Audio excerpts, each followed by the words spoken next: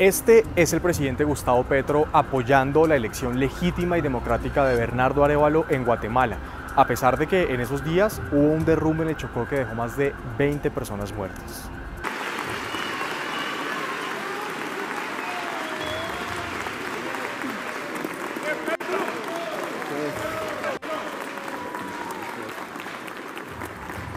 Este es el presidente Gustavo Petro expresándose sobre la decisión del Tribunal Supremo de Justicia de Venezuela de anular la candidatura de María Corina Machado para las elecciones de este año. Y este es Jorge Rodríguez, el presidente de la Asamblea Nacional de Venezuela, contestando a Estados Unidos por su presión tras la decisión anterior. Tienen hasta abril, dicen. Tienen hasta abril. Ahórrense el lapso, yanquis de mierda. El grado de incoherencia del presidente Gustavo Petro sobre los regímenes totalitarios es alarmante. Y es que el presidente ha querido referirse como líder internacional en dos temas. El primero es el de la descarbonización y el de su posición frente a la suspensión de la exploración de hidrocarburos en Colombia. Ahí es coherente hasta que empieza a hablar de hacer negocios para importar gas y también para hacer negocios con petróleo en Venezuela. Y el segundo tema es su defensa de la legitimidad de las democracias y de los gobiernos elegidos en las urnas. Él mismo le ganó una demanda al Estado colombiano cuando el exprocurador Alejandro Ordóñez lo suspendió y lo inhabilitó de su cargo, y ha dado una batalla para que ningún gobernante elegido en las urnas pueda ser suspendido a menos de que haya una condena penal. Y aunque son dos cosas diferentes porque Machado no ha sido elegida, sí cae muy mal que el presidente defensor de las democracias, la lucha por la democracia, que se quedó hasta la medianoche en Guatemala defendiendo la elección legítima de Bernardo Arévalo cuando había una tragedia en Colombia, no diga nada sobre esta decisión de un gobierno que se ha convertido en un régimen totalitario, autoritario y que hoy es una dictadura.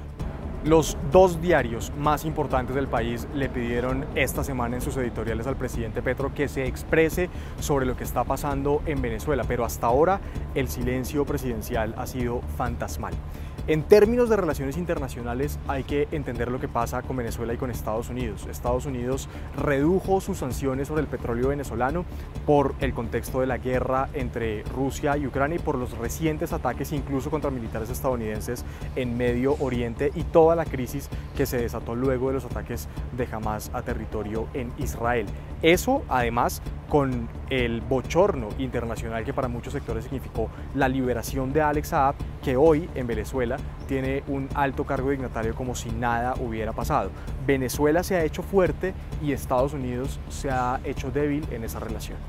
Para el presidente Gustavo Petro, Venezuela hoy es un aliado fundamental, a pesar de que sea una dictadura. Ha elegido un camino mucho más pragmático para restablecer relaciones comerciales, tener cooperación, por ejemplo, en la persecución a delincuentes y atender de una mucho mejor forma la crisis de los migrantes. También es un camino de convicciones, pero es un camino de convicciones frente a una dictadura.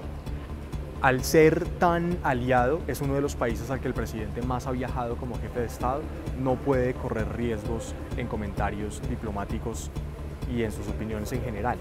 Venezuela además hace parte de la OPEP, la Organización de Países Exportadores de Petróleo, y la influencia que ha ganado el presidente sobre Venezuela le permite también ahí jugar una ficha importante en términos de lo que pueda pasar con Venezuela de cara al petróleo en el mundo. En lo pragmático, al presidente le beneficia quedarse en silencio, que pase la marea y que sucediese como si no tuviera que ver con él. Pero, ¿de verdad quedarse callado ante semejante barbaridad autoritaria?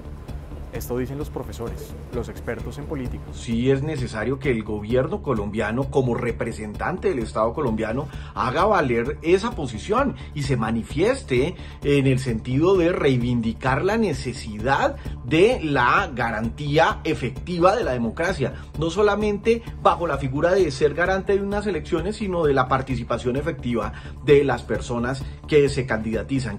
La invalidación de la candidatura presidencial de María Corina Machado en Venezuela pone a Gustavo Petro en una situación complicada, en un dilema realmente, porque si protesta contra este hecho, pues pone en riesgo la relación con Venezuela, que es muy importante, particularmente para su política de paz total, pero al mismo tiempo, si no dice nada, pues entra en contradicción con un discurso que ha sido recurrente en el presidente Petro a nivel internacional, y es el de la necesidad de reconocer la voluntad popular. El presidente Gustavo Petro no ha tenido problema en involucrarse en las contiendas electorales de otros países. Lo hizo, por ejemplo, con Argentina y con Javier Milei, cuando este era candidato y el presidente lo comparó con el nazismo, además siendo Milei judío. Milei, luego de ser elegido presidente, dijo sobre Petro que era un asesino comunista, calificaciones que son inaceptables y que también afectan la institucionalidad de Colombia. De lo que no cabe duda es que el respeto del señor presidente Gustavo Petro por el régimen de Venezuela es soberano y solemne, mientras que en el continente la luz de la democracia se oscurece en el régimen de Maduro.